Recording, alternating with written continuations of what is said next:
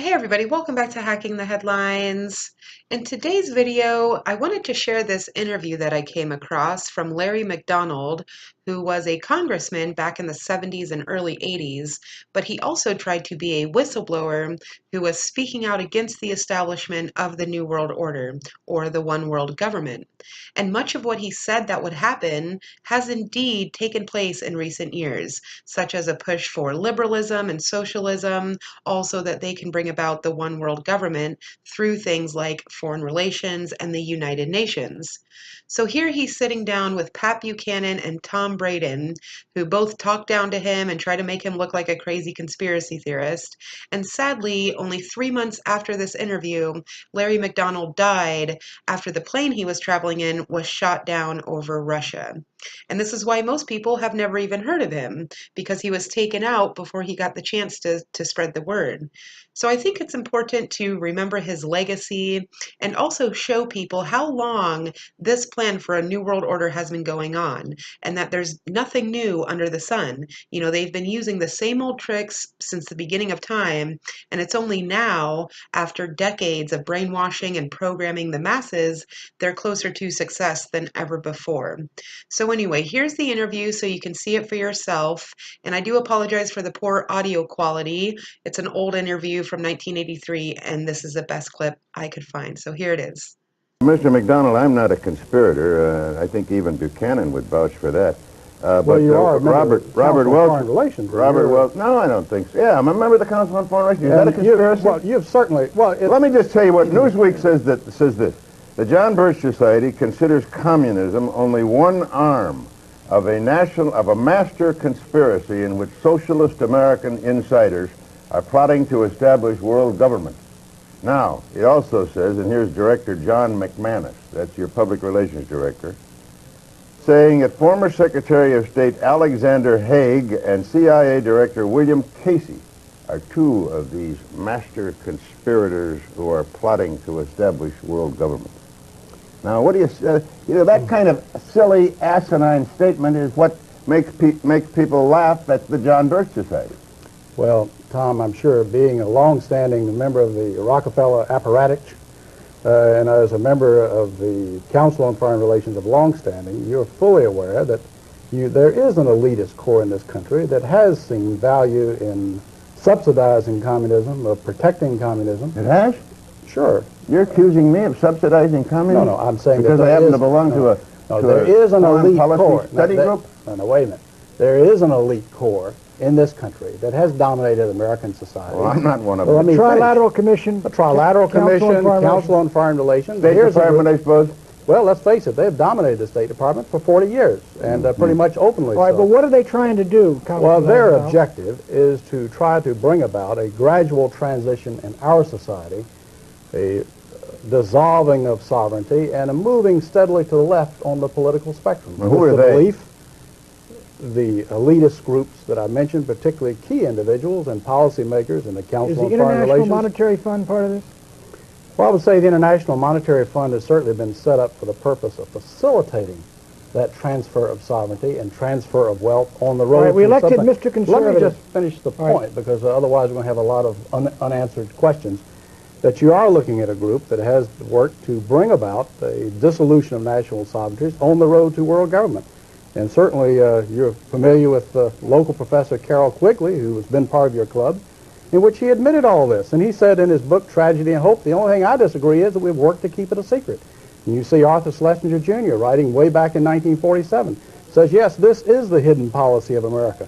But we can't tell the American public because they're too unsophisticated to see the value. What is the instrumentality of world government? What is the Of instrumentality? all the through things which to say about Arthur Schlesinger, that's the silliest statement I ever heard. He never made anything like that. Well, let me suggest that you read the May-June issue of the Partisan Review of 1947, Tom, and you can read it for yourself. It's called But the Arthur Schlesinger Schlesinger said there was a Manifesto. conspiracy, Oh. a conspiracy Oh, to he didn't promote use communism. the word. Oh, no, he didn't use the word conspiracy. I He think said the Tom- objective Oh, was what to kind of bring about. nonsense is this? Well, let me finish.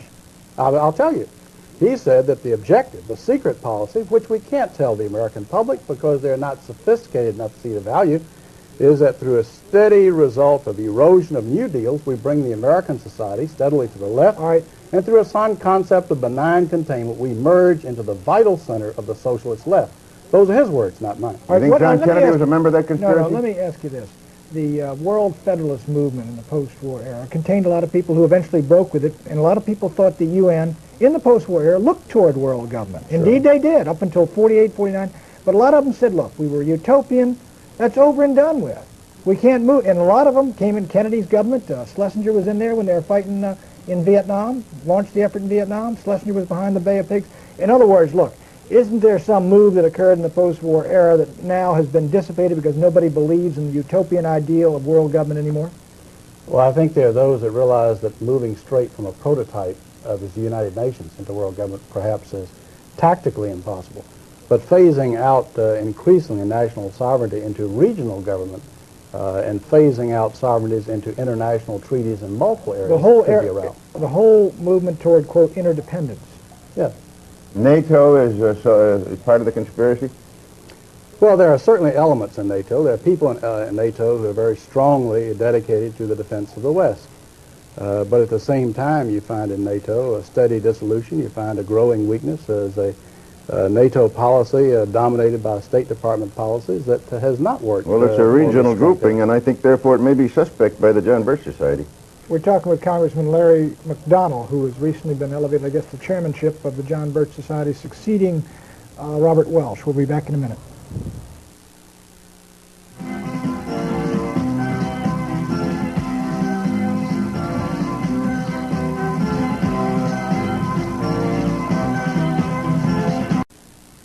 Welcome back to Crossfire. Our guest is the new chairman, recently named chairman of the John Birch Society, Congressman Larry McDonald, a Democrat from Georgia. Mr. McDonald, your predecessor believed that the PTA was too left-wing and that and the John Birch Society at one time tried to infiltrate it, or so he said. He used the word infiltrate. Is that part of your program now?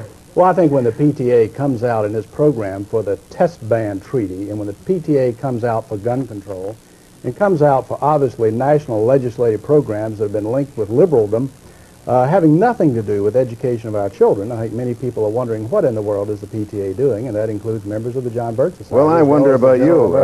I wonder about you. I looked you up. You're the biggest joiner that I've ever seen in the world. You belong, as I counted them, to 67 organizations, among which are the National Rifle Association, the American Pistol and Revolver Association, the Committee for the Right to Keep and Bear Arms, the Second Amendment Foundation, and the Citizens Committee for the Right to Keep and Bear Arms. Well, Tom, I think there's a real drive in this country to try to destroy the realization of our citizens that they have a fundamental constitutional right to keep and bear arms as the Constitution allows. And unfortunately, there are those in our society, including elements of the PTA nationally, not always locally by any stretch, but nationally, who would believe that the federal government should restrict the right of citizens to keep and bear arms. Can I get back to What kind of grades do you give Ronald Reagan as president? And what kind of grades is the John Birch Society giving? Well, I would say in his speeches, Pat, you'd have to give him close to an A, B plus to an A. But in his performance, what's most disappointing? Well, I think the fact that the rhetoric is going one way and the record is going another. Let me ask you about this conspiracy again. Well, you can take the issue of one of the major problems of this country is inflation, right, and the problems of the destruction of the dollar. And the fact of the matter is, in spite of promises to the contrary, Reagan has not moved to correct the deficiencies. We're now back to Keynesian economics despite comments to the contrary. Do you think that's a result of the conspiracy you mentioned? Is there somebody working on them to get the inflation so that this country will be weakened? Well, as a man who campaigned against elitism, as a man who in his campaign rhetoric said that he would not be having the Council on Foreign Relations trilateral types dominating his cabinet, he's got about 250 members of such in his administration. Well, let me ask you about Bill Casey. Now, I've known Bill. 250 members. Of the trilateral commission. I've known Bill Casey in since the administration. I've known Bill Casey, the director of CIA, since World War II. As a matter of fact, in World War II, he was my boss. Now, your public relations director, the John Birch Society, says that Bill Casey is a part of this conspiracy that's trying to bring about world government. Before he became CIA, one of his big jobs was aiding in the transfer of technology and goods and so forth to the Soviet Union, helping the Kama River Project, the Export-Import Bank, helping to finance these things. Is the Export-Import Bank part of the conspiracy? I think the whole drive, the fact that the American people have been tapped steadily, especially since World War II, to finance their enemies, and to have the massive technology transfer to those who I would agree do it. with And you you on know that. that from the Braden Doctrine in the agency, which you're very familiar with, and the feeling that we must somehow subsidize the, quote, non-communist left. That's among our so-called allies. Braden was And in subsidizing country the after country, non-communist left? that turned out to be the communists, the crypto-communists masquerading Yeah, as that's the non-communist left. Mr. Mitterrand, who has taken the strongest position against the Russians of any Western European Well, leader. he was about to lose everything at the polls, and he had to show some sign. It's very difficult to say exactly how far that will be. Congressman McDonald, he's been Yeah. using the term conspiracy. No, I didn't use it. No, For no. heaven's sakes, Pat. The John Birch Society used I it. don't want to go through the tapes. Well, it You've used is. that Don't blame it 45 on me. He used it. You've used it 45 times. That's right. They say this is a conspiracy. All I right. want to know what the conspiracy Well, is. Tom. I'm trying to find out who's in it and what agencies of government in it, because I want to fight it along with you. You look And like... Great, Tom. Let me tell you, Tom. You tell me, you know- how can I join the John My Birch question Society? has been Well, gosh, forgotten. Tom, you got no problem at all. All you need to do is write a letter to the John Birch Society, Belmont, Massachusetts, 02178, and tell them that you would like to purchase for $2 a copy of the Blue Book. Tom, you read it, and I think if you're a dedicated American, you will agree with every word. Then you get in touch with me, and we may even sign you up. Yeah, but it says here in one of your publications, not just anyone can be a Bircher. Now, how I can said I not be a just Bircher? anyone. Now, if you don't believe in the Constitution and limited government and free enterprise and biblical values of morality, I Tom, believe in all those, you but will I not don't. qualify. I don't Well, believe there's you a may. conspiracy. He'd make a Well, lousy Tom, candidate. Tom, you know, candidate. as a matter Pat, a of member of the conspiracy? He's a member of the press. Let me ask you, he's used, now Mr. Braden's used for the 47th time the term conspiracy.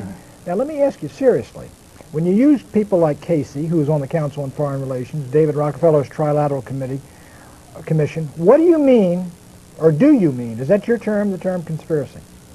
Well, there are many different levels of the problem. But yes, the term has been used, the term of conspiracy, when you have a group of people. I mean, they're working actively collaborating, and at the other end of that point of collaboration are communists, and on this end of the point of collaboration is Bill Casey and trilateralists and, And CFR Al guys. Haig. You have people who are part of the elitist structure of this country that have dominated this country openly for 40 years. I know, but they're not, is that a conspiracy? Now, wait a minute. If people quietly working together for evil objectives, two or more, that by definition is a conspiracy. You have, by their own admission, you look at The Tragedy and Hope by Professor Carroll Quigley, who's a member of this elitist group. He says, sure, we've been working this. Sure, we've been collaborating with communism. Yes, we're working for a global accommodation. Yes, we're working for world government. The only thing I object to is that we have kept it a secret. And I think we've gone so far along, we should come out and say, I'll bet you "All right, $1.50 let's continue." that Bill Casey doesn't know who Professor Quigley is. I don't. He's at Georgetown a number of years ago. wrote He his died book a about- couple of years ago, and he wrote The Tragedy and Hope. He's a very noted member of your club, Tom. Tom, you've I got to don't broaden know. your reading a little That's right, bit. you've really Well, got to- what I ought to do is read more about conspiracies, and that's why I'm interested in what Well, Mr. I'll tell you McDonald what says you ought to about it. do is go back and look at your founder, Edward Mandell House, because he wrote the book Philip Drew Administrator, and in Colonel this, House. Colonel House said that what he envisioned for the world was a world government along socialist lines as envisioned by Karl Marx. Now, that's your leader, now, Tom, so you got to go back to the beginning. Well, and his see leader what was the party- Woodrow Wilson. Do you think he was a communist? No, I think conspiracy? Woodrow Wilson was his follower. I think Edward Mandell House dominated Wilson, not the other way around. And so Edward Mandell House, that was, we ought to make that clear. He was Colonel House. President Wilson's principal Alter advisor. ego, that's correct. Yeah. So he is the real villain from which all these conspiracies. No. He is a Descend. major figure, Tom, but there has been, unfortunately, in the West, an element. There are good members in the Council on Foreign Relations, dedicated, patriotic people. You've had Sproul Braden, who was a member of the Council of the Birch Society. Bill Buckley's and another. Council on Foreign Relations. You've got some dedicated people, but the driving forces have very clearly been willing to collaborate, subsidize, work for technology transfer for what they feel is some type of an accommodation and merger. And I submit this would be a disaster for the American Republic. Are there any I in guess- Congress? Sure. Our guest has been Congressman Larry McDonald of the John Birch Society. He's the new chairman. He's succeeded Robert Welsh, who has stepped down, as I understand it. That's correct? So he's been sort of promoted to chairman He's been emeritus. promoted chairman emeritus and founder. And Tom Braden and I will be back with final comments in a moment.